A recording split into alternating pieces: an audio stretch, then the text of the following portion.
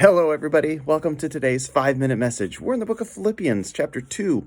We're starting a new series today, starting in verse 12 through verse 18. But first, a story.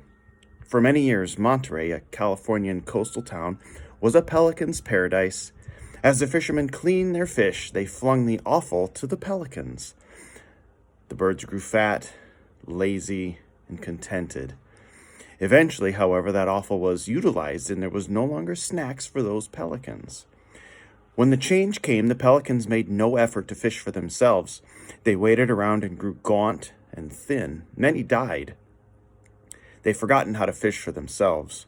The problem was solved by importing new pelicans from the south, birds accustomed to foraging and fishing for themselves. They were placed among their starving cousins, and the newcomers immediately started catching fish.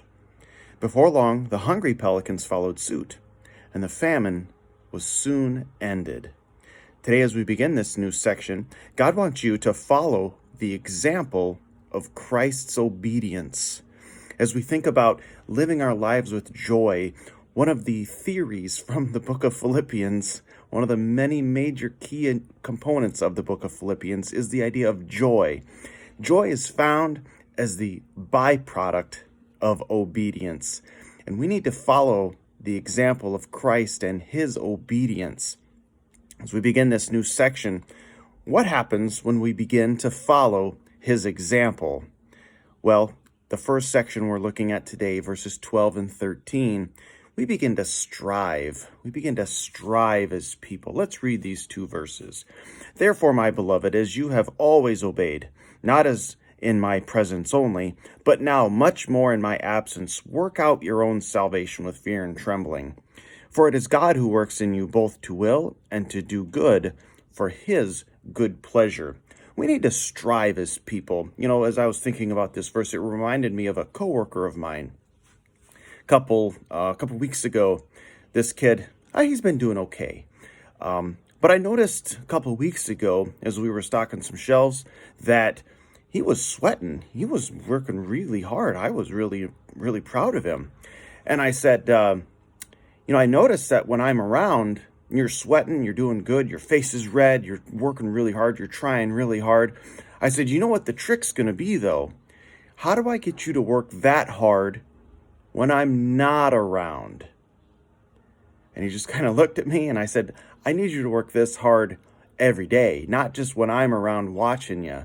How many of us as believers, we get to church, we're perfect. I mean, we're dressed nice, hair's done perfectly, smiles on our face. Second we leave that building, boom, tough guy comes out. Don't budge in front of me in line. Don't cut me off in traffic. And we just have this rough and tough demeanor that we get back to church on Sunday, boom, happiness, joy, look at me, clean dressed. How is it that this is working like this? We need to be the kind of people that even when we're not around the church, even when we're not truly centered on, focused on worshiping Jesus at church, how can we be example Christians to other people? How can we be examples of Christ to the unbelieving world when we have that kind of hypocrisy? We need to be able to be the way we are all around town as we are when we're in church.